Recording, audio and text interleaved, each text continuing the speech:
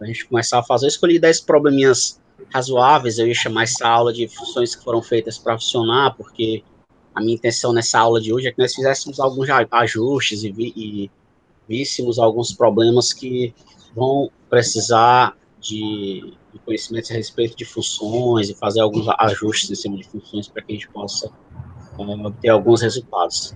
Majoritariamente, nós vamos ter resultados aqui que envolvam basicamente conceitos sobre números reais ou de funções reais, né? Aí a gente vai dar uma dançada sobre relações trigonométricas, funções trigonométricas, a gente vai fazer alguns ajustes, então vamos fazer uma coisa meio à la Luiz Farias, umas técnicas bem bacanas, tá certo? Então vamos começar, vamos seguindo em frente. Vamos começar com esse primeiro problema, o problema 1 aqui, né? Se você tem x, um número que não é nem 0 nem 4, e você tem um y, um número que não é 0 nem 6, então eu quero achar uma equivalência para essa expressão. 2 sobre x mais 3 sobre y igual a 1 meio. Né? Aqui você vê um problema básico, um problema típico de primeira fase, né, de OBI, primeira fase de OBMAP, né, um probleminha mais simples, uma primeira fase de canguru, e é um problema que necessita de um algebrismo mais simples, com o qual acho que vocês estão até mais acostumados, né. Então vamos lá. A gente tem do enunciado. Opa. Do enunciado, a gente vai ter, deixa eu diminuir aqui o tamanho da caneta. Vamos ter aqui 2 sobre x mais 3 sobre y igual a 1 meio. Então a gente tem que fazer o básico, aquele clássico, o pacote clássico que a gente sabe. Tira MMC, né? Como você pode.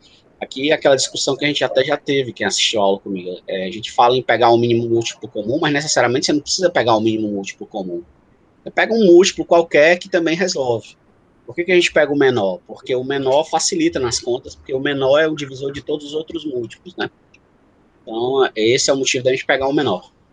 No caso aqui, você pega o x vezes y. Você faz aquele lance que a professora da sexta série sempre dizia, né? Divide xy dividido por x. Ó, aqui eu posso. Por que eu posso fazer isso? Porque eu estou supondo o x e o y não nulos. Então eu posso sempre fazer essa divisão, né?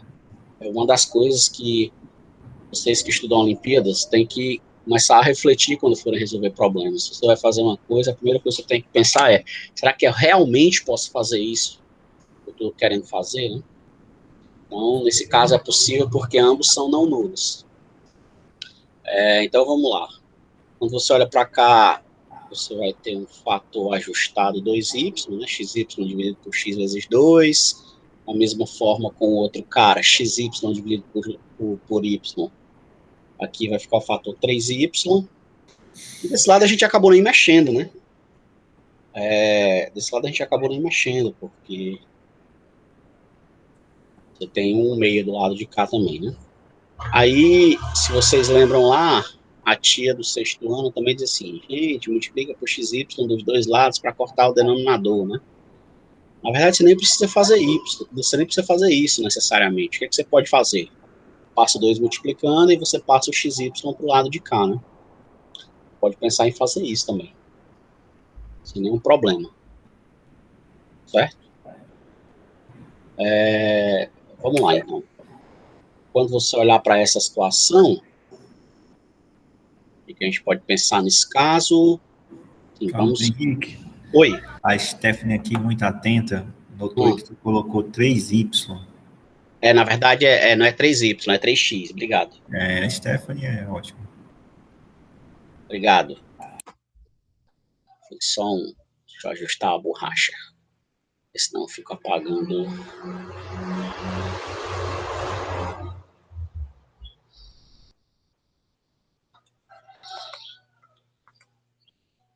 (3x). Muito bem. Então, você joga esse xy para o lado de cá, joga o 2 para o lado de lá, faz a multiplicação dos meios pelos extremos, você vai ter 4y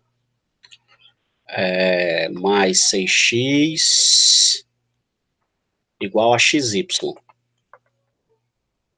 Certo? Se eu tiver ido muito rápido para alguém, o que eu fiz foi o seguinte: ó, 2 vezes 2y, 4y, 2 vezes 3x, 6x. E o xy vezes 1 igual a xy. Certo? Então, o que a gente tem que fazer agora é olhar os itens e ver o que é que se pode ser feito, o que é que pode ser feito, né, dentro dessa situação. Seria uma tática, né? Outra coisa que você poderia também pensar é ficar mexendo nessa expressão até você cair em algo parecido com o que tem aqui.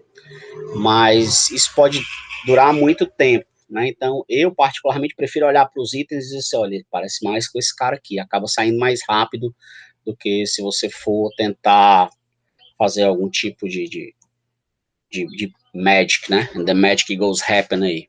Certo? O que é que você percebe, ó? Quando você olha para o item, você tem alguns itens que você pode já descartar de cara, né? Por exemplo, o item A, você já descarta. Não tem como ser aqui, você tem 4x, 3y, não tem como você, por exemplo, os coeficientes estão trocados, né? Então, de cara, você já mata o item A. Certo? A gente tem que ter esse pensamento estratégico. A prova da Olimpíada tem um tempo limitado, então você já tem que pensar estrategicamente nesse sentido. De cara, você também pode descartar o item B de cara logo, né? Você tem um fator do tipo 4x, então a menos que você pudesse fazer uma troca de coeficientes que não é tão eficiente, não é tão evidente, você não teria como fazer isso, né? De cara você descarta o item B. Então você fica com esses 3 itens para trabalhar. Só que quando você olha para o item D, você vê uma coisa do tipo, ó, aqui eu tenho um 4y, e aqui eu tenho um y-6 aqui embaixo, só que aqui eu tenho um x, né? Então eu posso reajustar essa expressão e fazer uma coisa desse tipo. Eu posso ter 4y igual a xy menos 6x, né? E aqui eu posso colocar o x em evidência. De novo, por que eu posso colocar o x em evidência? Porque o x é não nulo, né? Como ele é não nulo, eu posso colocar ele em evidência, certo? Então você vai ter 4y igual a x que multiplica y menos 6, certo? E aqui eu posso utilizar exatamente a segunda condição, porque você diz assim, por que o x tem que ser necessariamente diferente de 4 e diferente de 6? Porque se o x e o y no caso, né? Porque se o y fosse igual a 6, esse fator dava quanto? Zero boi. E se aí fosse zero, eu não poderia fazer o próximo passo, que seria dividir novamente. Lembrem-se que dentro do, nem apenas dentro do universo dos reais, mas dentro do universo dos complexos, você não pode dividir por zero. Né? Então, como y é diferente de 6, você tem que y menos 6 é diferente de zero, e aí você pode passar esse cara dividindo sem problemas, sem qualquer tipo de receio, né? E aí você chega de fato na expressão que parece com o item D, que é idêntica ao item D, né? Portanto, o que nós vamos ter aqui? Vamos ter aqui o x, que foi o que sobrou do lado de cá, que também é não nulo.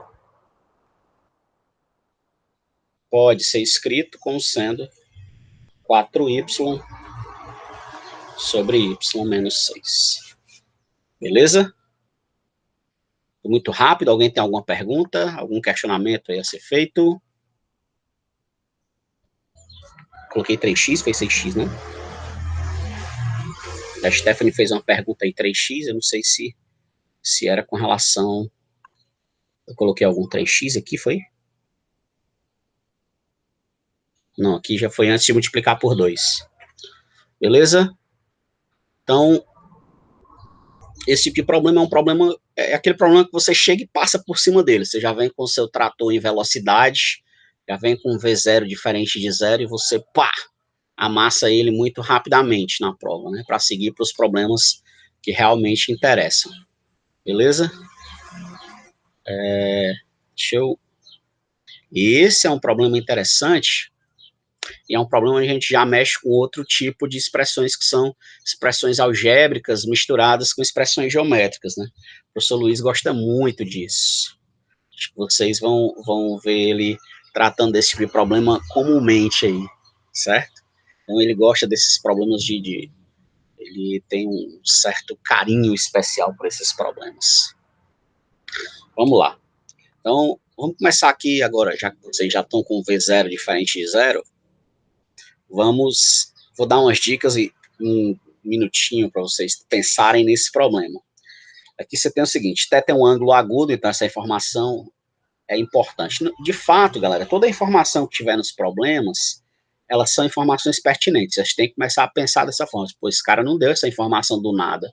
Ele deu essa informação porque em algum momento eu vou precisar usar essa informação, né? Ou ela vai ser importante para que eu possa ter uma percepção melhor ou para que eu possa fazer uma análise em cima dessa informação, né?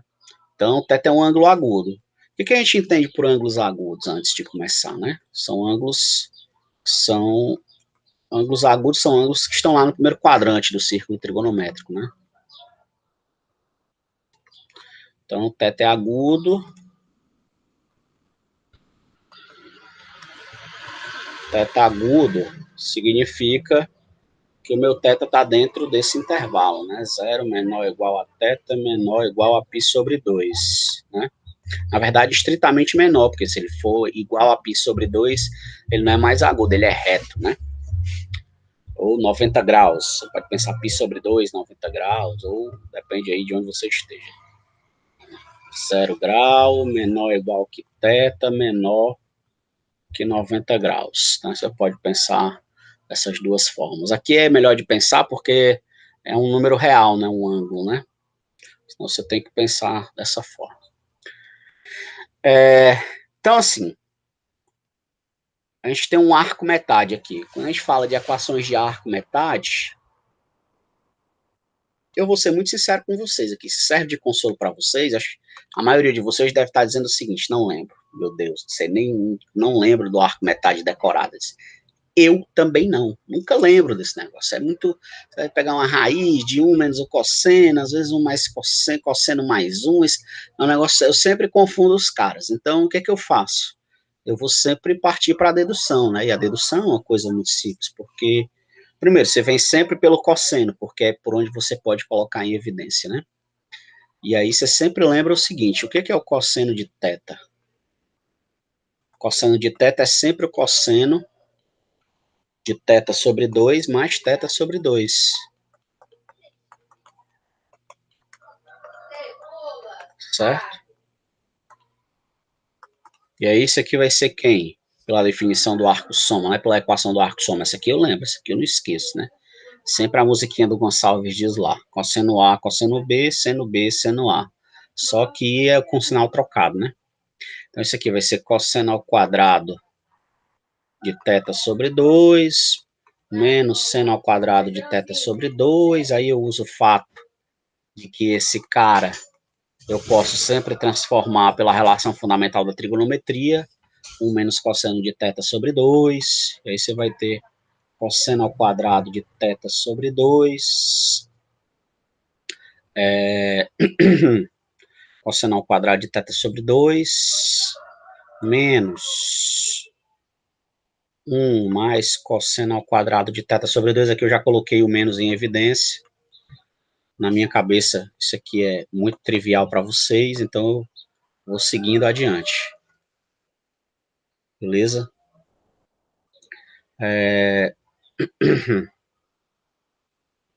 Só um minuto. Sim, 2 cosseno de θ é 2 cosseno ao quadrado de θ sobre 2 menos 1. Né? Eu jogo esse cara para lá. Eu tenho que o cosseno ao quadrado de θ sobre 2 é igual ao cosseno de θ mais 1 dividido por esse 2 que estava acompanhando o rapaz aqui desse lado, né? E aí, como eu tenho o cosseno, eu descubro o seno. Se eu descubro o seno, eu posso descobrir a tangente. Aí você tem um universo de possibilidades à sua disposição. Beleza? Alguém não entendeu aí? Não? Todo mundo seguindo, né? Então vamos descobrir o seno aqui. Vou descobrir o seno ao quadrado, que aí eu descubro o cosseno ao quadrado, né? Poderia ter feito aqui mais à frente, ao invés de ter colocado o cosseno em evidência, eu poderia ter colocado o seno, né? E aí eu teria o seno de θ sobre 2 aqui mais à frente. Se você quiser achar o seno, você só no lugar, em vez de escrever o seno ao quadrado como 1 menos cosseno, você escreve o cosseno ao quadrado como 1 menos seno. E aí, se você fizer isso, Você também pode ter, também teremos o seno ao quadrado de θ sobre 2. Daqui, dessa equação, você vai ter que o cosseno de θ é 1 menos seno ao quadrado de θ sobre 2, menos seno ao quadrado de θ sobre 2. Ou seja, isso aqui é 1 menos 2 seno ao quadrado de θ sobre 2, certo? Eu comecei a equação partindo daqui, ó, desse passo. Eu fiz esse cara, marcar de verde, né? Eu transformei esse cara em 1 menos o cosseno ao quadrado de θ sobre 2, esse cara aqui em cima. De tal forma que você faz o seguinte, você joga ele para lá, joga esse outro cara para cá, então você vai ter que 2 seno ao quadrado de θ sobre 2, ou você multiplica por menos 1, como você quiser entender também pode ser, né? Se ao invés de jogar para lá, jogar para cá, eu multiplico tudo por menos 1. Pode ser também, sem problema. Seno ao quadrado de θ sobre 2 é 1 menos cosseno de θ, né? 1 menos cosseno de θ, ou seja, o seno ao quadrado de θ sobre 2 é 1 menos cosseno de θ sobre 2 aqui ao quadrado. Beleza, pronto. Agora o que é que eu vou fazer? Eu vou olhar para esse rapaz aqui em cima, né? Vou olhar para esse rapaz aqui em cima e vou escrever esse cara dessa forma, né? Primeira coisa, eu vou tentar tirar esse cara de dentro da raiz aqui, certo? E aí é onde eu disse que você tem que perceber, você tem que utilizar o fato do θ ser agudo, né? Porque se o θ é agudo, você vai ter que o θ sobre 2 também é agudo. E se a gente está dentro do primeiro quadrante, tanto o seno como o cosseno são positivos, né? Então você tem que o seno de θ sobre 2 é positivo. Se ele é positivo, você pode, né, olhar para esse cara aqui de dentro como alguém sem muitos problemas, né? Quando você elevar ao quadrado, você não necessariamente não vai ter que se preocupar muita coisa com o módulo, né? Muito embora a raiz quadrada seja sempre a quantidade positiva, né? Mas você não vai ter que se preocupar muito em relação a isso, né? Ok? Então vamos lá.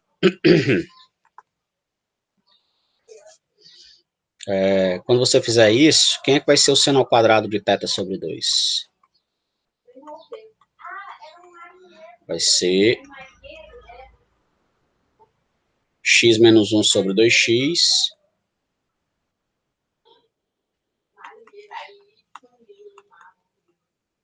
x menos 1 sobre 2x.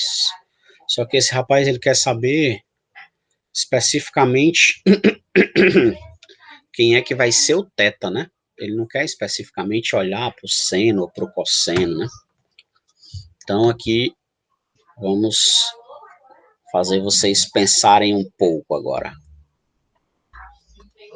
Vamos fazer vocês pensarem um pouco. Dá um minutinho para vocês pensarem. Certo?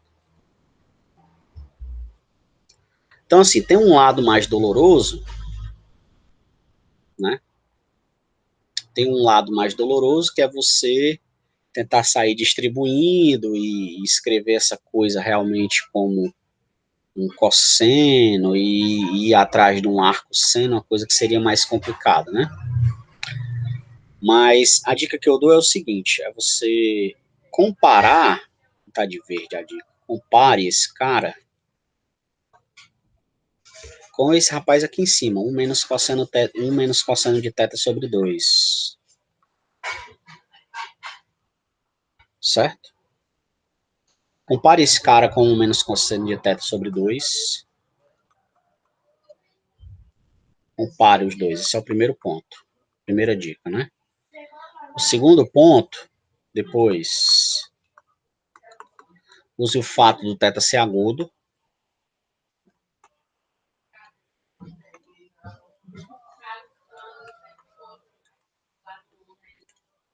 E por fim, você vai ver que vai sair direitinho o valor do θ, né?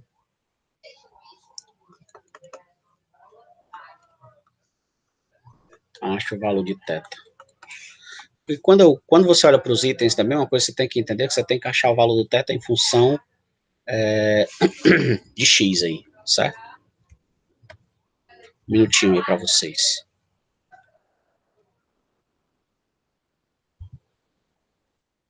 Galera, acabei de ver que tem só um errinho de digitação aqui, né? Não quero o valor de θ, eu quero o valor da tangente de θ, viu?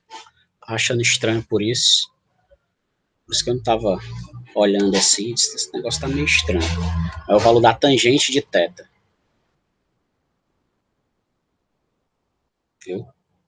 Só para vocês pensarem nisso aí, o valor da tangente de θ. Mas a dica é essa mesmo, você compara isso aqui com a 1, vê como é que você acha o valor, pensa numa coisa para achar o valor do cosseno, achou o valor do cosseno, você pensa em outra coisa para achar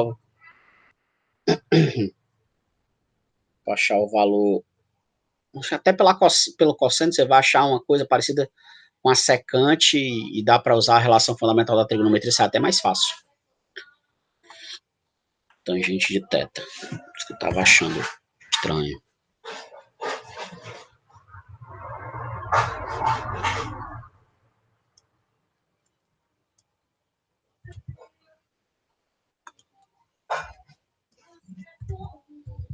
Desse trem aqui.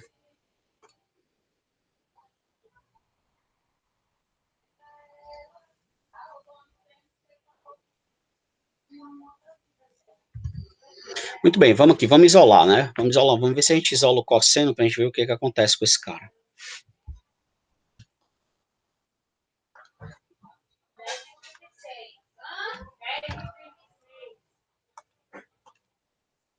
Vamos lá, quando você for isolar o cosseno,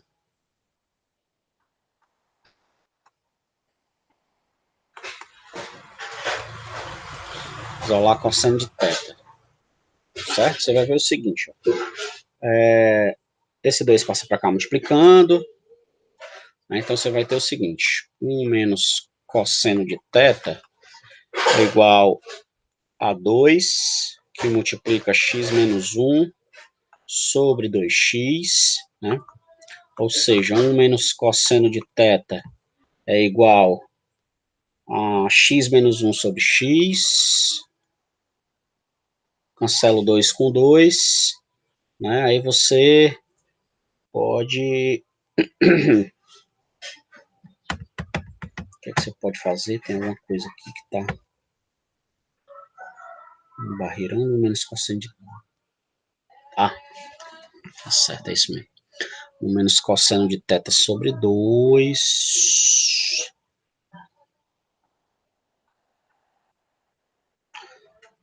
Seu cosseno de θ para dar 1 sobre x. Você faz isso aqui, você vai ter cosseno 1 menos cosseno de θ igual a x sobre x. Aqui eu não sei se ele supôs que o x é diferente de zero, mas tem que ser diferente de zero, x. Não supõe, né? De fazer isso aqui, você vai ter 1 menos cosseno de θ igual a 1 menos 1 sobre x, né? Tem que supor que o x é diferente de zero. Lá em cima ele não colocou essa hipótese. Aí você pode matar 1 com 1. Você vai ter que o cosseno de θ é 1 sobre x aqui, certo? Se o cosseno de θ é 1 sobre x, você vai ganhar que o x é o inverso do cosseno, né? Que é a secante. X é 1 sobre o cosseno de θ, ou seja, o x é a secante de θ. E aí tem uma relação fundamental, tem uma relação, um derivativo da relação fundamental da trigonometria que diz o seguinte, né? Diz que a tangente ao quadrado de θ é 1 mais secante ao quadrado de θ. Você usa esse fato derivativo. Então, o que é que você vai ter? Você tem que a tangente ao quadrado de θ é justamente 1 mais x ao quadrado, ou seja, a tangente de θ tem que ser a raiz quadrada de 1 mais x quadrado, ou x quadrado mais 1, não sei. como é que está escrito lá nos nossos itens. Égua, não, item aqui, não errei alguma conta aqui embaixo. Ver se eu errei alguma conta. É porque é secante ao quadrado igual a 1 mais tangente ao quadrado. Foi aqui que eu errei. Secante ao quadrado de θ igual a 1 mais tangente ao quadrado. Então, você tem tangente ao quadrado de θ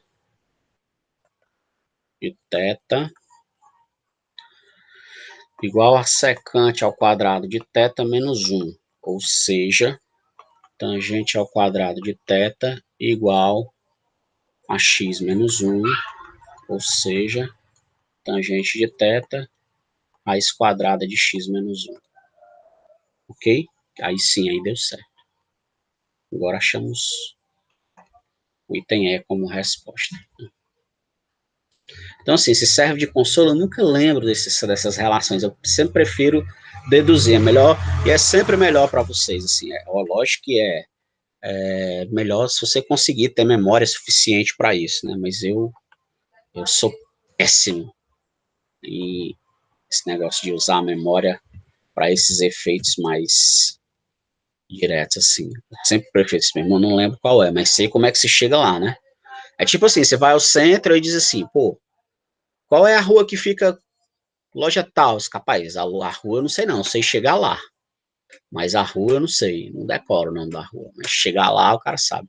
Então, da mesma forma aqui. Beleza? Alguma pergunta aí para vocês? Alguma dúvida? Ficou algum questionamento? Algo que vocês... Ok? Tangente de θ é raiz de x menos 1. Aqui só corrija. Depois eu vou corrigir, é porque deve ter faltado um contrabarra aqui no TEC. Eu fui digitar o θ aqui, deve ter faltado um contrabarra tan. No TEC você tem que botar o contrabarra tan de θ e eu botei só o tan de θ. Beleza? Muito bem. Vamos pular o problema 3, vamos deixar o problema 3 para a gente fazer depois, um problema bacana, tem uma ideia bem robusta. Depois deixa eu deixar essa página desnecessariamente. Vamos pular o problema 3, vamos para o problema 4, é um problema parecido com o problema que o Renato estava fazendo ali, ó. É um problema que vai envolver aspectos relacionados a equações de segundo grau e funções quadráticas, né? Esse problema é bacana, certo? Então, eu quero o menor valor inteiro para o qual essa expressão não tem raízes reais, né? Não é qualquer tipo de raiz. Essa questão de não ter raízes, certo? A gente vai ver, pelo menos dentro do universo dos conjuntos numéricos que a gente trabalha, né? Isso só vai ser essa questão de não ter raiz só vai ser até os reais. Dentro dos complexos, o professor Luiz até falou para vocês que C é algebricamente fechado, né? Até citou, eu estava na sala quando ele falou dessa propriedade. C é algebricamente fechado. Sendo algebricamente fechado, todo polinômio de grau n tem exatamente n raízes distintas, né? Todo polinômio de grau n se decompõe, né, em termos de fatores lineares de grau 1. Né, o professor Luiz falou isso. Agora, quando você está em N, Z, Q e R, aí não, aí vai depender, né? Muito bem. Deixar aqui mais um minutinho para vocês pensarem, 60 segundos, né? Qual é a dica aqui? Primeira coisa, escreva essa equação direitinho, né? Expanda a expressão. Quando você expandir a expressão, aí você vai agrupar os termos quadráticos, né? Esse é o primeiro ponto. Expanda a expressão, agrupe os termos quadráticos. Só um minuto. Pronto. Porque, assim, é outra coisa de quando do home office, é porque acho que essa é uma das grandes dificuldades. Eu fiz esse comentário numa página do Facebook que eu sigo, e, sei lá, teve uma porrada de curtidas. Qual foi a sua grande dificuldade no home office? É fazer as outras pessoas que moram com você entenderem que você não está brincando, né? Aí, que coisa legal. Valeu, Miguel. Pronto, muito legal o seu copo.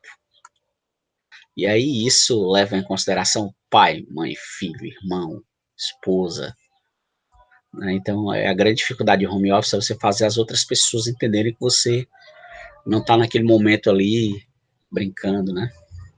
A menos que você esteja procrastinando aí. Procrastinar, para quem não sabe o que é procrastinar, é o ato de deixar aquilo que você tem para fazer agora sempre para fazer nos últimos 15 minutos, né? Então, que é uma coisa comum, mas muito prejudicial. Então, expanda a expressão, agrupe os termos de mesmo grau.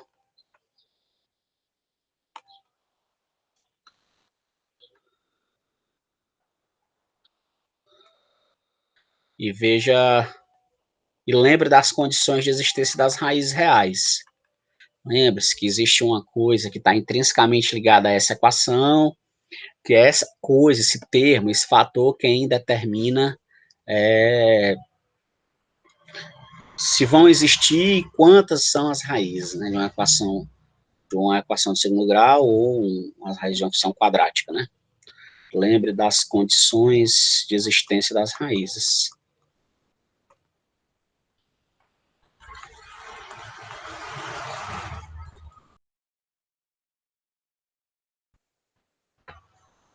Vocês estão muito calados, meu. No dia da aula do Luiz, todo mundo fala aqui. Eu vou começar a contar piada aqui. Vou espelhar uma tela do YouTube aqui com um show do Fábio Rabinho ou de alguém aí para vocês acordarem nesse sábado. Sábado nublado aqui, onde eu moro. Bem nublado. Mas aí o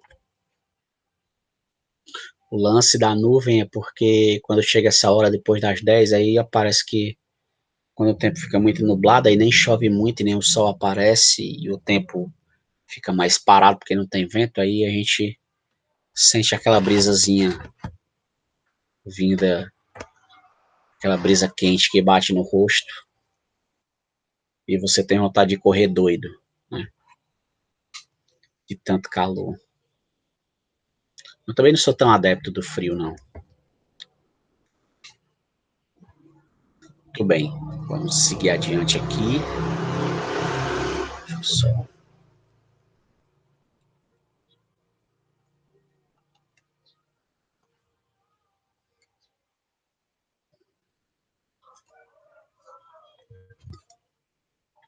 Muito bem, então vamos agrupar aqui a expressão, né? Vamos expandir essa expressão como um todo. Quando você olha para cá, o que é que você tem? Nós temos... observe que se você tem... Tem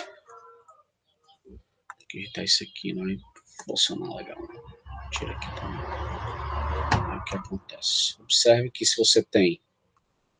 melhorou. 2x, kx menos 4, menos x quadrado mais 6 igual a 0. Como é que você pode reescrever essa expressão? Você pode escrever isso aqui como sendo 2kx quadrado menos 8x menos x quadrado mais 6 igual a 0. Essa é a primeira coisa que você tinha que pensar. Depois agrupa os termos de mesmo grau. É só para você olhar para esses dois caras aqui, que são eles quem tem que ficar juntinhos, essas duas almas gêmeas. Então vamos lá. Agora quando você agrupar esses caras, você vai ter, ó, 2k, vou agrupar o x quadrado, você põe x quadrado em evidência. Então 2k menos 1, que multiplica x quadrado, menos 8x mais 6 igual a 0, né? Agora a gente tem uma equação melhor, um panorama mais interessante, né? Aí vamos relembrar aqui, qual é o fator que eu disse que é determinante para a questão da existência das raízes, né? É o que a gente chama de discriminante. Quem é o discriminante dessa equação?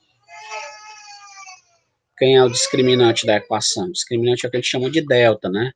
Delta é aquele cara que você escreve como sendo b quadrado menos 4ac, né? E aí a gente sabe o seguinte, que se o delta for não negativo, delta maior ou igual a zero, significa que existem raízes reais. Se ele for igual a zero, tem uma. Se ele for maior do que zero, tem duas. Então, existem raízes, né? Já se o delta for negativo, a gente sabe que não existem raízes reais. Raízes reais. Não existem raízes reais. Então, nós estamos interessados nesse caso. Esse é o nosso caso. Esse é o nosso big boy. This is our big boy. Então, vamos lá. Eu quero que o nosso delta seja negativo. Eu vou impor que o nosso delta seja negativo para garantir que não existam raízes reais. Então, quem é que é o delta nesse caso? Vejamos. Quem é o delta? B quadrado menos 4AC, ou seja, menos 8 quadrado menos 4 vezes A, 2K menos 1, vezes o C, que é 6. Ou seja, delta vai ser 64 menos 8K. Opa, menos 8K não, desculpa. Tem que multiplicar os 3 ali, ó. 4 vezes 2, 8. 8 vezes 6, 48. Menos 48K. Aqui, menos 4 vezes menos 1, 4. 4 vezes 6, 24. Mais 24, ou seja, o delta vai ser igual a 88 menos 48. 88 menos 48K. Aí você vê, né? Para que não existam raízes reais,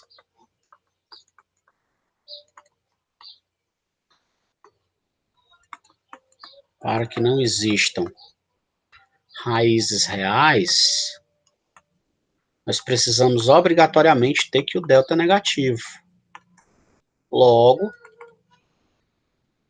88 menos 48K tem que ser negativo, ou seja, você tem que ter 48K maior que 88.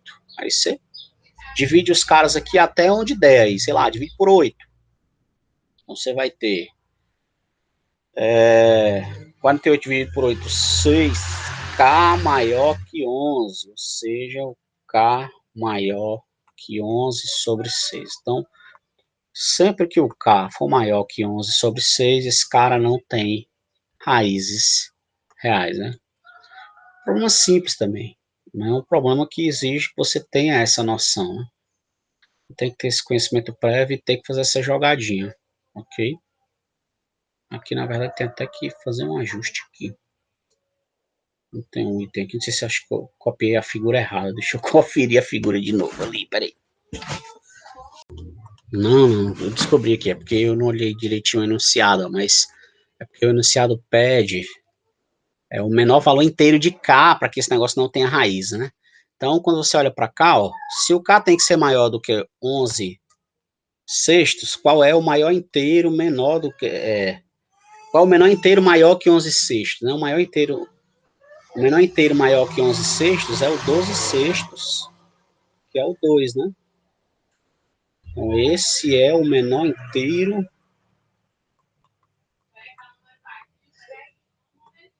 maior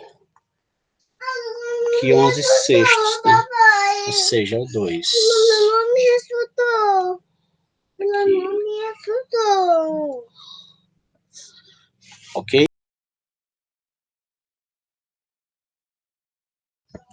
Terminando aqui, galera. Enquanto isso, eu vou subir aqui para a lista 5, para a questão 5, para a gente dando uma pensada aqui.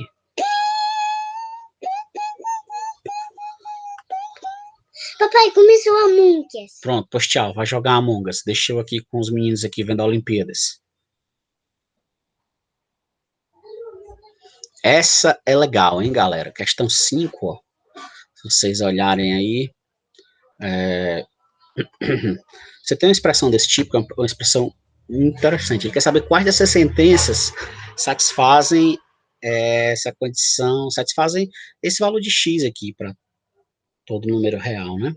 Você tem o x como sendo essa soma dessa expressão, Essa expressão é uma expressão aparentemente conhecida para nós, porque esses AIs, eles sempre são ou 0 ou 2. Então, você posso ter o A1 02, o A2 02, o A3 02, A4 02, etc., até o A25 02. Ele quer que eu esprema essa expressão dentro de um desses intervalos aqui. Esse é um dos tipos de problema onde a gente precisa obrigatoriamente olhar para os itens. Tem problemas que você só faz olhando para os itens. Óbvio, você vai ter que fazer algumas asserções, mas você vai ter que concluir olhando para os itens. Tem muitos problemas que são mais fáceis, você chega numa hora que você diz, não sei mexer. Quando acontecer na hora, você chegou num beco sem saída, você vem diversos caminhos, chega uma hora que você diz assim, pronto, agora eu não sei mais para onde ir. A solução, quando você vem de todos esses caminhos e não sabe mais para onde ir, é olhar para os itens. Assim, pelo menos ver o seguinte, qual dos itens ratifica esse resultado, ratifica isso que eu estou tentando concluir, ou qual dos itens nega, quais dos itens negam isso que eu estou tentando concluir, né? E aí, quando você faz essa análise, você consegue pensar. As provas objetivas são melhores nesse sentido. Já na segunda fase, em que as provas são subjetivas, a gente não pode fazer essa análise, né? Mas vamos lá, vamos pensar no seguinte. A primeira dica aqui para vocês é o seguinte. Esse valor de x, ele tem que estar limitado. Não tem para onde correr. Então, a primeira dica que eu dou é o seguinte, pensem no menor valor. Qual seria a condição para acontecer o menor valor dessa expressão, o menor valor de x? E quais seriam as condições para você pensar no maior valor de x? O que é que deve acontecer com os AIs para você ter, de fato, esse maior valor, o menor valor de x e o maior valor de x? Se pensar nos AIs para essas situações, ok? Pensem, dá um minutinho para vocês pensarem. Ok?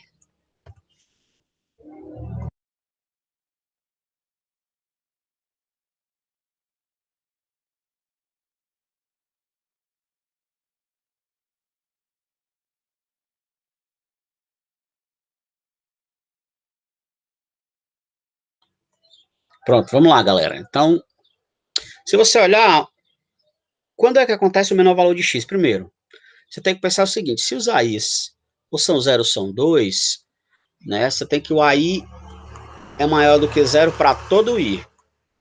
Então, beleza. Se ele é positivo, e todos os sinais aqui são positivos, não tem como isso aqui dar negativo, né? Então, o que que acontece? O menor valor vai acontecer primeiro, quando todo mundo for 0. O A1 igual ao A2, igual ao A3, igual, etc., igual ao A25, igual a 0. Então, essa é a primeira coisa, esse é o menor valor que essa expressão vai assumir.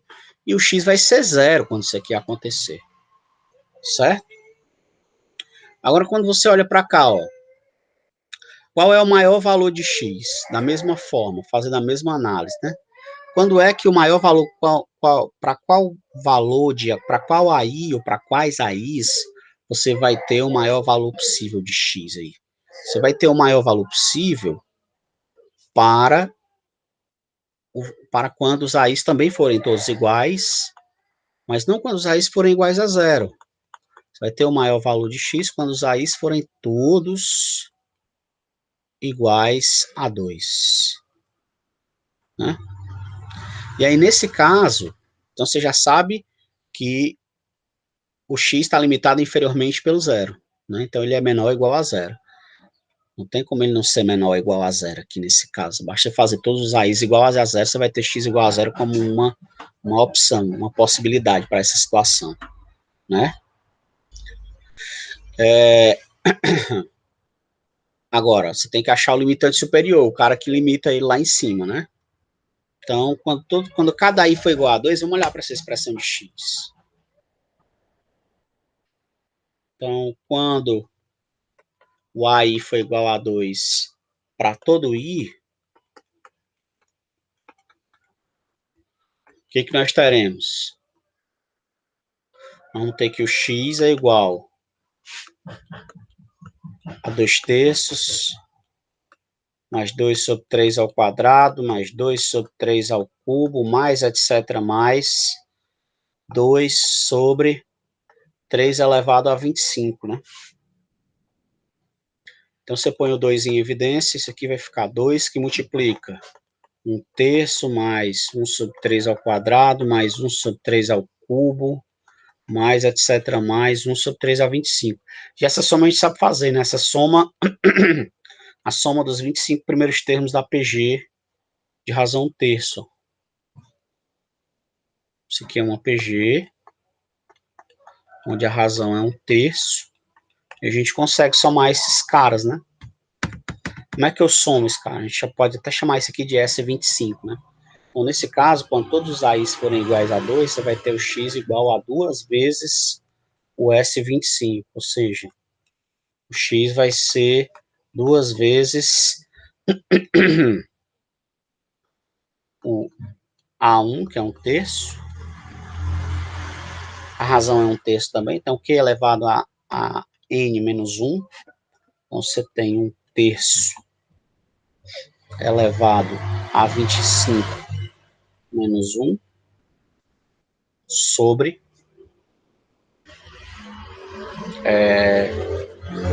Q menos 1. Você vai ter Q menos 1 aqui, que é 1/3 menos 1. Muito bem. Então, agora a questão é a gente ajustar esse cara aqui em cima. Porque quando a gente for ajustar esse cara, nós vamos precisar fazer algo interessante com ele. Senão a gente vai ter um limitante muito... Alguém que não corresponda especificamente a um... Vai ter alguém muito longe, né? Você vai ter um limitante, o 0 aqui embaixo, muito próximo da sequência. Mas aqui em cima você pode ter o final da sequência e um limitante superior aqui em cima, né? Alguém que... Então, o nosso intuito é melhorar essa cota aqui em cima. Então, vamos lá.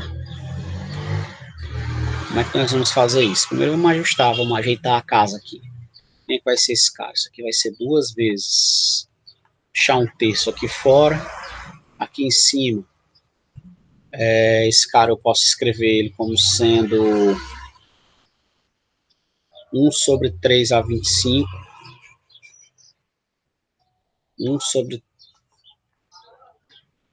3 elevado a 25 menos 1 sobre 1 menos 1/3 menos 2/3, né? Certo? Ok? E aí a gente tem que agora ajustar. Esses caras aí, esse cara aqui eu posso escrever ele de outra forma. Isso aqui vai ser... Clica para escrever o x de novo. Vou colocar até aqui, ó. Pegar 2/3 que multiplica. Eu vou colocar aqui, ó. 1 sobre 3 a 25 menos 1 vai ser 3 a 25 menos 1 sobre 3 a 25.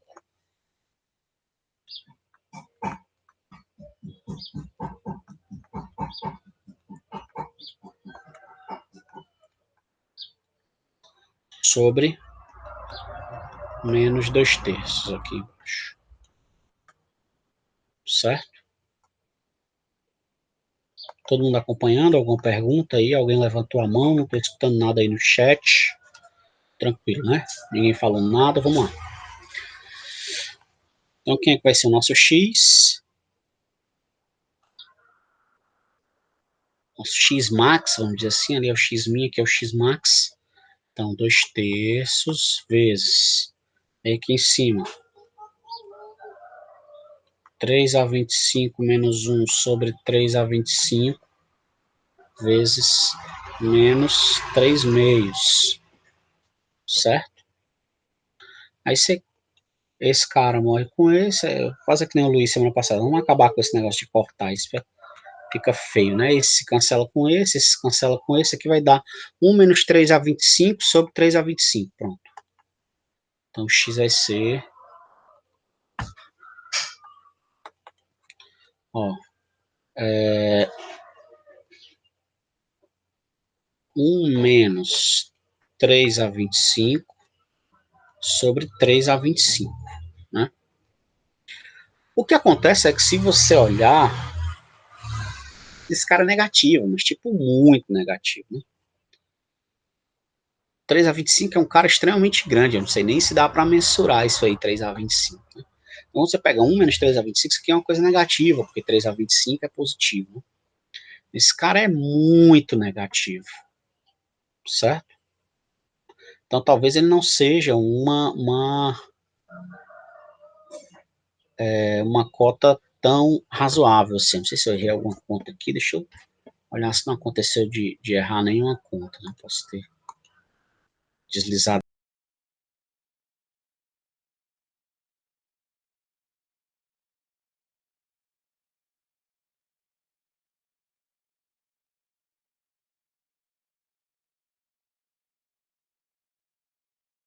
Tudo bem, as contas necessariamente estão erradas, mas vamos sair por outro lado aqui, porque senão a gente vai ficar embarreirado. Vamos ver uma outra ideia aqui, né? Vou pensar no seguinte. Vamos olhar por outro lado.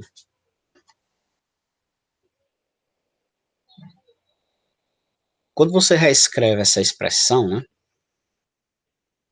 Deixa eu pagar aqui as contas, já que a gente não vai dar uma apagada aqui. Não é que a gente tem errado alguma aritmética, é porque não vai conseguir concluir por esse lado da coisa. Vamos lá.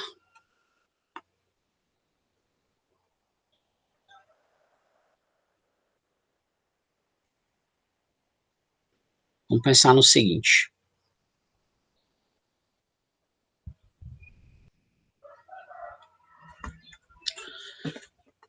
Antes de considerar o fato do AI ser igual a 2, ou do AI ser igual a 0, vamos lembrar do seguinte, ó. A soma finita, né? Primeiro você tem que olhar o seguinte, essa PG, quando você olha para essa PG,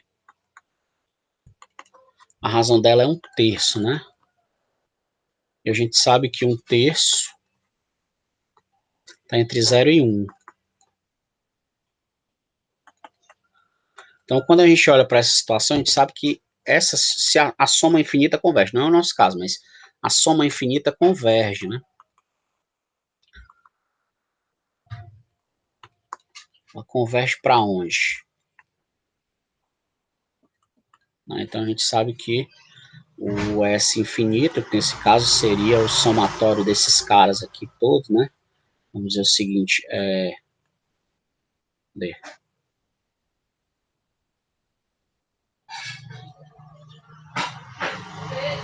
O somatório desses caras aqui, primeiro, se de novo não tem muito o que fazer. Se o A1 for 0, né? Se o A1 for 0, continua a mesma coisa aqui. Certo? Então você tem o 0 aqui embaixo limitando esse cara. Certo? Agora vamos olhar o seguinte, vamos pensar na soma infinita desses caras aqui, ó. Os caras do tipo 2/3 mais 2 sobre 3 ao quadrado, mais 2 sobre 3 ao cubo, mais etc, mais 2 sobre 3 a 25, certo? O que a gente tem que lembrar é o seguinte, que a soma finita, como esses termos são todos positivos e essa coisa converge, essa quantidade aqui, certo? Ela vai sempre, essa quantidade ela vai sempre ser limitada pela soma infinita. Então eu posso continuar essa soma 2 sobre 3 a 26, 3 a 27, né?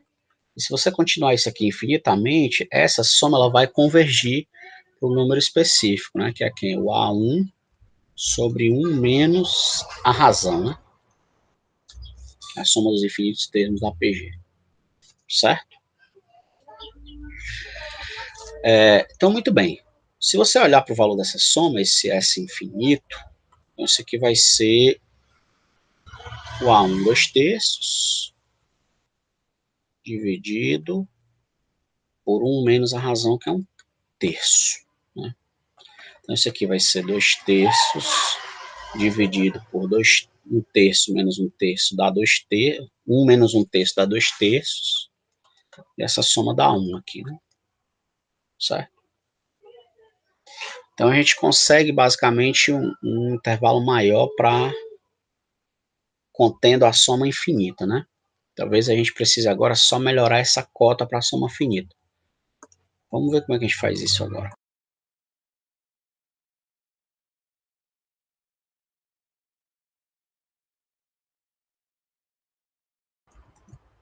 Então, como é que a gente vai fazer isso? Quando A1 é zero, certo? Você olha para essa soma. Então, a gente sempre vai ter essa quantidade majorando essa soma finita aqui, né? Vamos escrever isso aqui em termos de somatório para a gente não ter esse problema.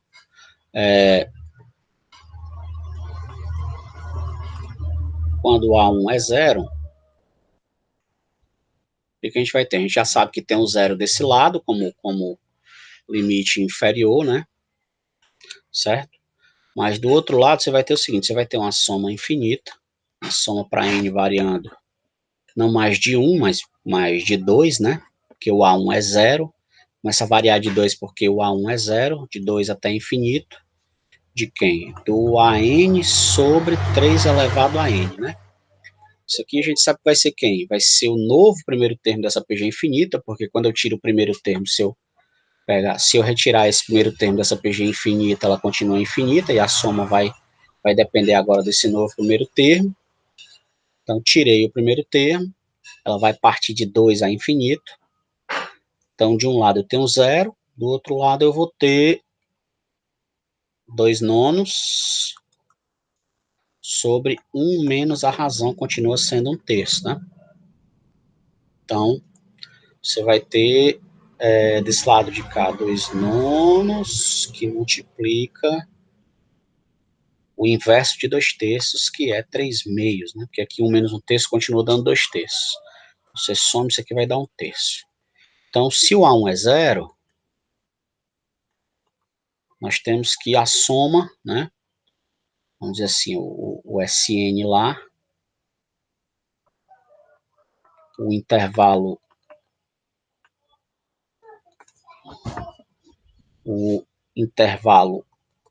zero, 1/3, contém esse cara, né?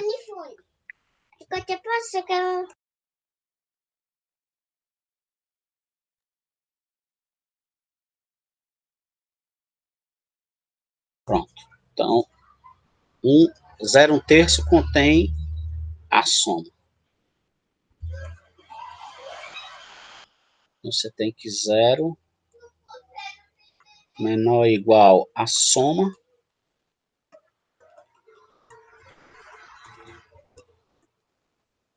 menor que 1/3. Agora, quando o A1 não é 0, quando o A1 é 2,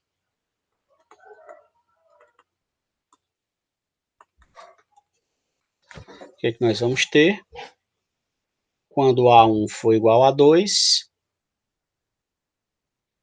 você volta para cá, certo? E você vai perceber que nós vamos ter que pular o limitante, né? Quando o A1 for igual a 2, o pior caso é quando o A1 é igual a 2 e todo mundo é 0, certo? Quando o A1 é igual a 2, vamos dizer assim, o pior caso, né? O pior não, o menor caso, né? O menor caso é A1 igual a 2 e todo mundo igual a 0. Aí você vai ter um limitante para o lado de cá. E o A igual a 0 para todo I, né? Então, você vai ter 2 menor ou igual a soma, para N variando de 1 ao infinito, né? 2 sobre 3AN. Isso aqui a gente já viu aqui em cima que dá 1, que é essa soma infinita. Aqui. Certo? Já viu que essa soma infinita dá 1. Bem nesse sentido. Certo? E o primeiro termo é 2/3, ó. Que aí você vai ter, quando n for igual a 1, você vai ter 2/3, né? Então, você tem a soma contida no 2/3, 1, né? Então, se a soma infinita dá 1, a soma parcial vai estar entre 2/3 e 1, certo? Então, Porque o filme do Sonic. 2/3 menor ou igual a soma. Sonic, papai.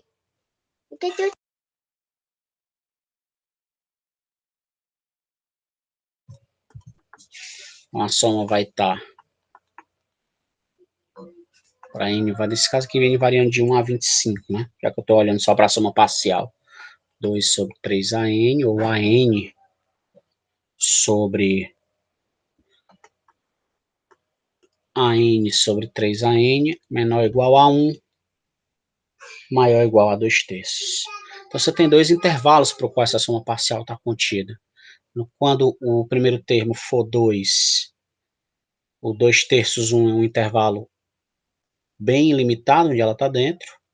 E quando o primeiro termo for 0, o intervalo 0, 1/3, é um intervalo que cabe ela bem direitinho, né? E aí você tem como item correto o item D de dado aqui, certo? Muito bem. Para o problema 6, pronto, ele é um problema bacana, porque ele é um problema onde a gente começa a analisar funções propriamente ditas, né? Funções mesmo. A gente começa a analisar realmente funções, né? Só um minutinho.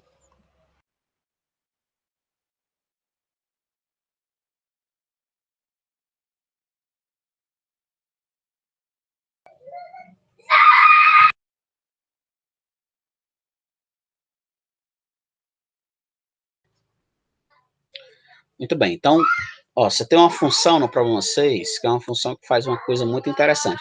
Primeiro, ela é uma função estritamente positiva.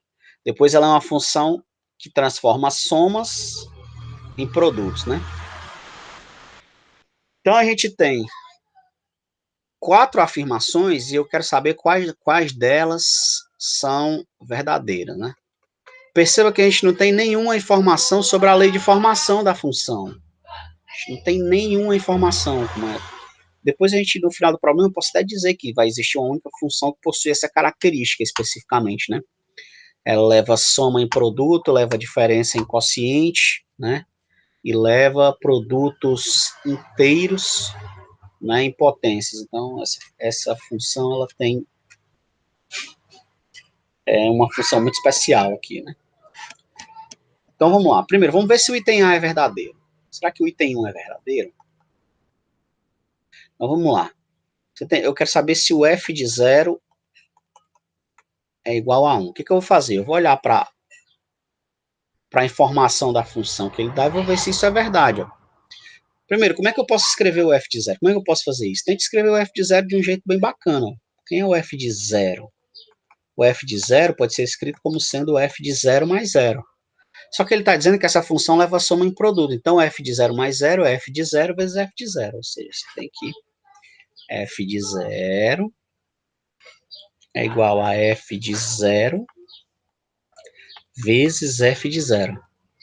Ou seja, f de 0 ao quadrado é igual a f de 0. O que é que você tem? Você tem um número real, tal que o quadrado desse cara é ele mesmo. Quais são as duas únicas opções que eu tenho para isso?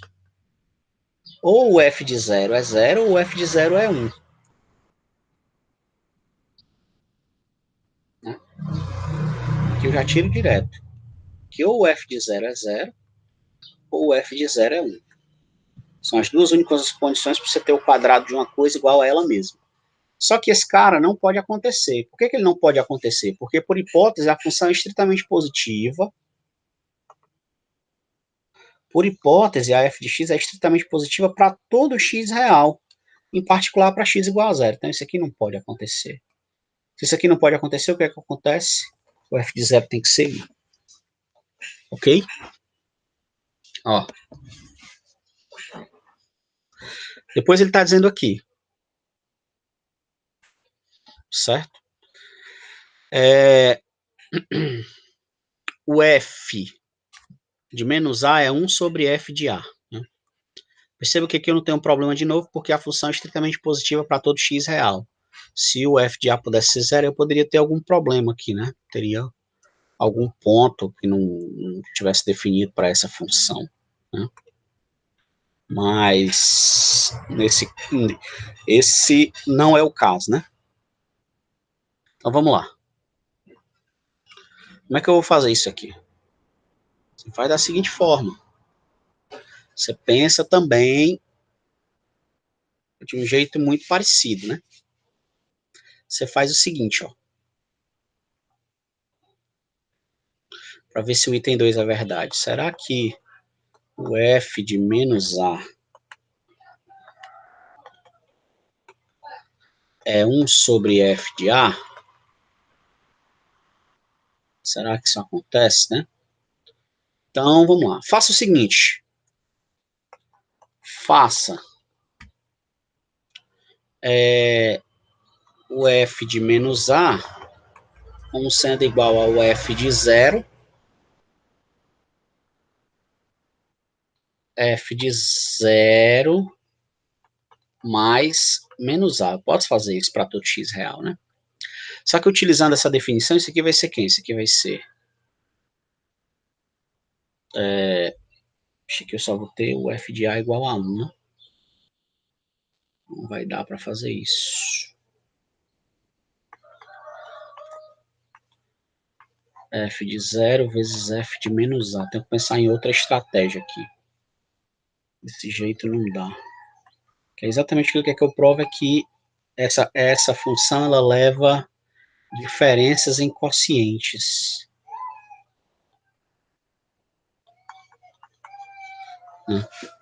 Tenho que provar que essa função leva diferenças em quocientes.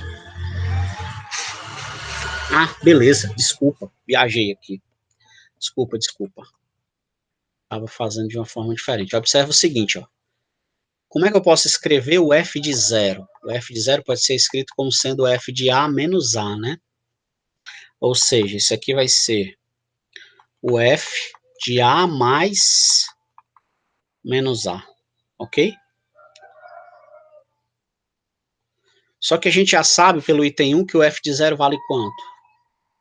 Os caras aqui vale 1. Você vai ter o seguinte, ó.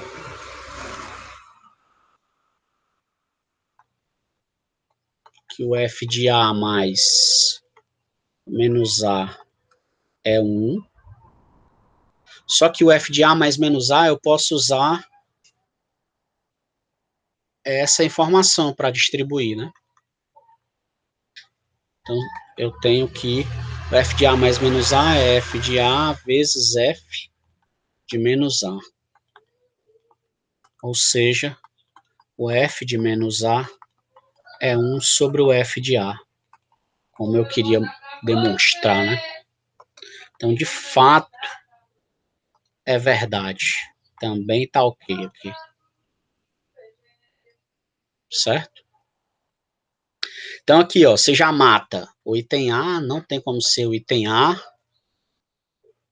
não é? Porque tem que ter, obrigatoriamente tem que ter a 1 e a 2. Não pode ser o item B, obrigatoriamente tem que ter a 1 e a 2. Né? Então, eu posso fazer o próximo item, né? Se eu fizer o próximo item, na verdade, tem que fazer os 4, né? Não tem para onde correr. Vamos lá.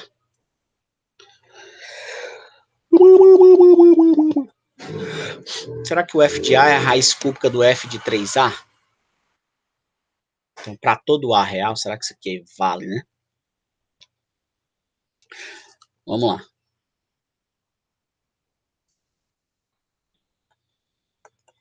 Terceira. Alguma dúvida tem? Alguma pergunta? Algum questionamento? Não? Então vamos lá. Perceba que a gente só está utilizando até agora essa propriedade aqui específica que nós conhecemos inicialmente da função e outras que a gente foi construindo, né? Então vamos lá. O que a gente vai fazer? Primeiro, vamos ver quem é o f de 2a. Fazer passo a passo. O f de 2a é o f de A mais A, que é justamente f de A vezes f de A, ou seja, f de A ao quadrado, né?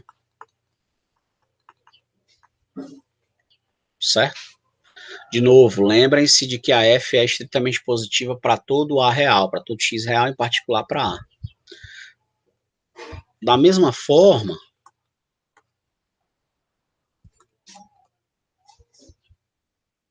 você vai ter que o f de 3A é justamente o f de 2A mais A. Isso aqui é f de 2A, é f de A.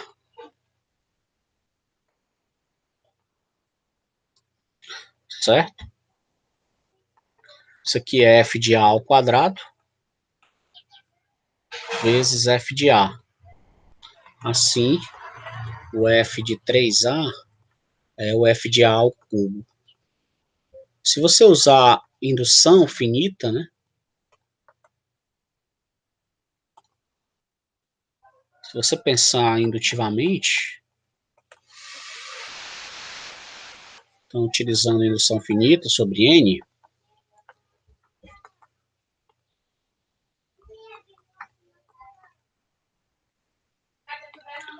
nós vamos ter que, para todo, se o N é um natural qualquer dado, então f de NA é f de A elevado a N, né? Você pode usar indução finita, você conclui isso facilmente, certo? Não tem nem muito o que pensar. Basta você olhar que o f de n mais 1, o f de n mais 1 vezes A é o f de NA mais A. E você utiliza esse fato e conclui facilmente aí. É direto, é imediato, não tem o que fazer. Então, quando você olha para o item, ele quer saber se o f de A é a raiz cúbica de f de 3A. Isso aqui já está escrito, né? Porque o f de 3A é o f de A ao cubo, consequentemente, o f de A é a raiz enésima do f de NA. De novo, isso sai direto, em particular, vale para n igual a 3.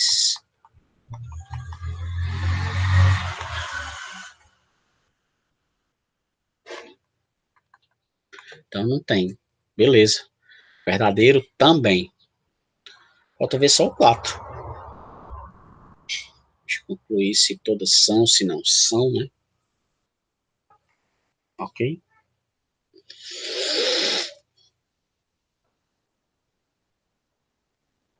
A questão é que vai furar esse cara aqui.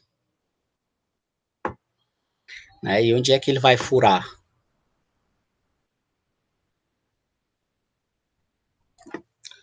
Ele está dizendo que a função é estritamente crescente, né? Quer dizer, vamos ver se vai furar. O B tem que ser maior que o A, né? F de B maior que F de A, se B maior que A. Vai furar, com certeza.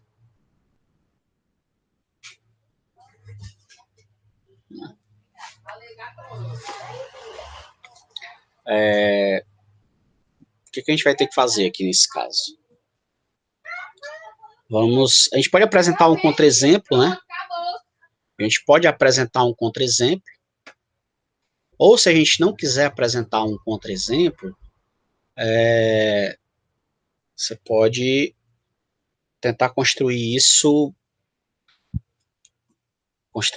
de outra forma, né? Vamos pensar aqui se dá para construir de outra forma, sem apresentar. Vamos apresentar o contra-exemplo e se não der para apresentar o contra-exemplo, a gente tenta. Aliás, apresentar um contra-exemplo funciona, só que depois a gente vê se a gente consegue fazer a conta de outra forma. Pense na seguinte função, né? Suponha que você toma f de x a seguinte função.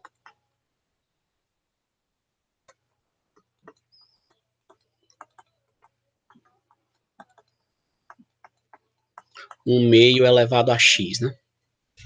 Essa função, uma função, né, da reta na reta, f de x é estritamente positiva para todo x, e você tem também que o f de A mais B é f de A, f de B para todos A e B reais. Então, atende essas condições aqui de cima. Essa função pode muito bem, é um caso particular dessa função descrita aqui em cima, certo? Agora vamos fazer o seguinte, vamos pegar dois caras. Vamos ver se essa função é crescente, né?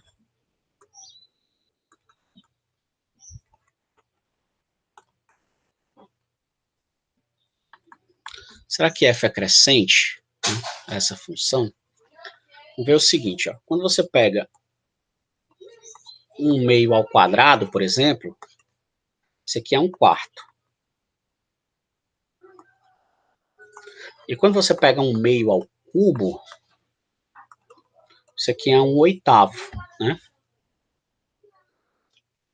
O que é que você sabe? Observe que o 2 é maior do que o 3, ó. Mas não acontece a mesma coisa com as imagens. O f de 2...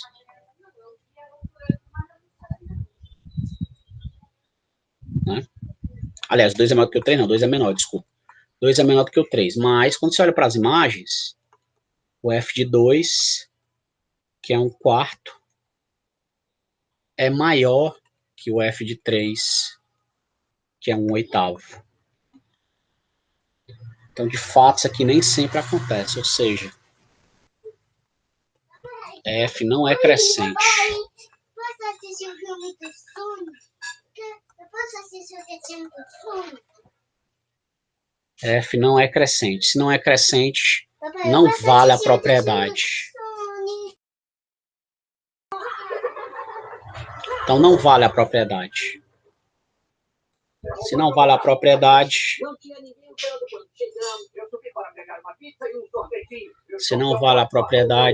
então, de fato, eu não posso ter todas verdadeiras, e nem a 1, 2 e a 4, porque eu já tinha visto que a 3 é verdadeira, né? Então, de fato, essa é a resposta correta 1, 2 e 3. Como já são 15 para o meio-dia, eu vou fazer o seguinte, eu vou deixar como exercício para vocês podem entrar em contato por e-mail comigo, a gente ver como é que faz dar uma dica de como é que vocês fazem as outras, certo? A questão 7, aqui a ideia é você pensar que essa é muito bacana. A ideia é você fazer o seguinte, você não vai levar esse cara à sexta, porque levar esse cara à sexta é muito duro, quando você vai fazer raiz de 3 mais raiz de 2, tudo isso à sexta, dá muito duro e você não vai conseguir concluir nada. Eu quero um maior inteiro maior do que esse cara. Então, o que eu vou fazer? Eu vou somar esses dois caras aqui, ó. Raiz de 3 ao quadrado. Some. Quando você fizer raiz de 3 mais raiz de 2 elevado à sexta, mais raiz de 3 menos raiz de 2 elevado à sexta, certo? Você vai ter o seguinte, ó. Você vai ter uma quantidade de termos de expoente par mais a quantidade de termos de expoente ímpar.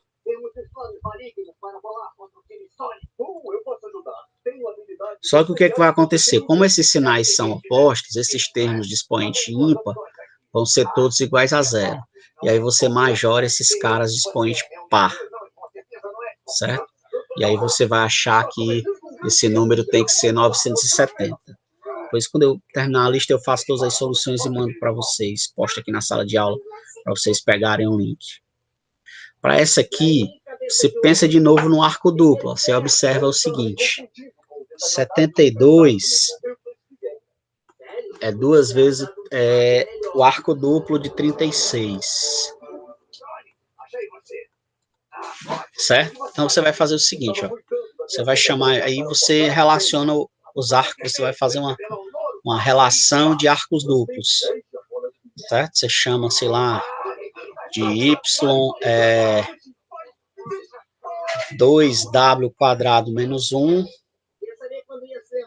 certo? Onde o y aqui eu vou ter o cosseno de 18 e o W é o cosseno de 36. Você vai fazer uma relação aqui. Você pensa em dois arcos duplos.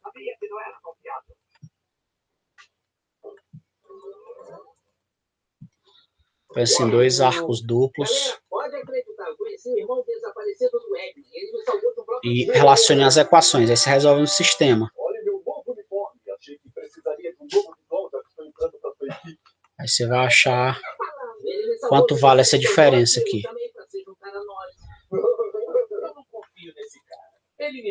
Para a questão 9,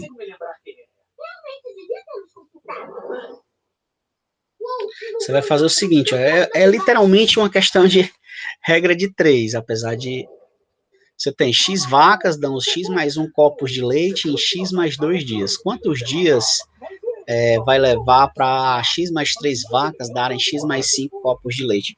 Então não tem para onde correr, você vai fazer uma regra de 3 mesmo. Você tem a quantidade de vacas, você tem uma quantidade de copos de leite, e você tem uma quantidade de dias.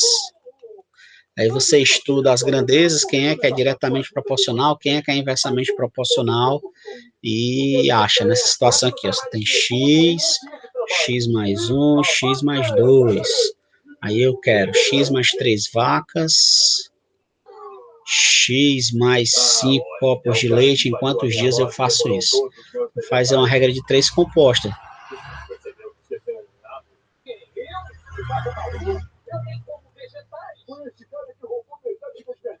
E aí você vai achar esse valor.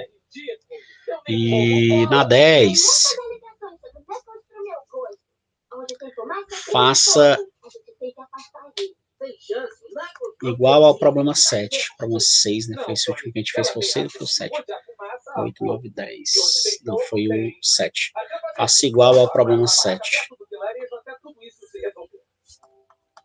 Ok?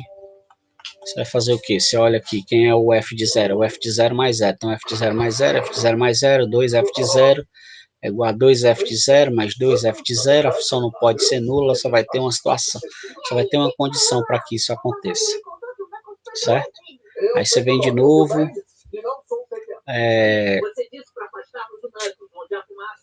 Olha quanto é que vai dar isso aqui. Você consegue fazer tranquilamente também. Você vai, testa item por item, ver o que é verdade, o que é que não é verdade, ver o que dá para acontecer. Você pode fazer igual ao problema 7 que vai dar certo. Antes de eu postar, eu vou fazer todas as questões, escrever todas as questões e colocar na sala de aula para vocês verem como é que fica o resultado final. Beleza? Questão 7 não, questão 6 aqui. Essa é a questão 6. E ficou faltando a questão 3 para dar a dica, né? A dica da questão 3 é você pensar nisso aqui como uma distância. Você coloca aqui a reta real, aí você pensa aqui, você coloca aqui o 0, você coloca aqui o 1, aí sei lá, você pode pensar em colocar o x aqui. Então, quando você olha para o módulo de x menos 1, você vai pensar na distância de x a 1. Esse cara aqui é o módulo de x menos 1. Esse comprimento mede o módulo de x menos 1. Aí, quando você olha para x mais 2, você tem que olhar, o módulo de x mais 2 é justamente a distância do x ao menos 2, né? Então, esse comprimento é o módulo de x menos 2. Então, uma forma de você pensar é você pensar para quais situações a soma desses dois comprimentos vai ser menor do que 5. Quando você fizer isso, você vai achar o intervalo tranquilamente aqui também. Beleza? Então, galera, basicamente era isso. Espero que vocês tenham visto que as técnicas são técnicas muito simples, que vocês conseguem observar nas Olimpíadas, aí Brasil afora, mundo afora, são problemas, e todos esses problemas foram retirados de Olimpíadas internacionais, o que é interessante, porque a gente consegue, prova que a gente consegue resolver problemas de Olimpíadas mundo afora. O fato de você ter uma Olimpíada nos Estados Unidos, na Romênia, no Canadá, na Espanha, isso não quer dizer nada, a matemática é uma linguagem universal, beleza? Então, vou terminar a lista aqui, terminar de escrever, o tempo foi muito curto, né? Fora o Among Us, o Sonic e as outras interrupções aqui do Miguel, meu filho, que a gente teve. beleza? Então espero que vocês tenham gostado, a gente vai ter outros momentos como esse, tá beleza? Um abração para vocês. Renato, pode terminar a gravação aí, Renato. Deixa eu ver se o Renato tá online aqui. Vocês também um ótimo fim de semana, uma ótima semana, ótimas férias começando, beleza? E vejam o nosso calendário de Olimpíadas.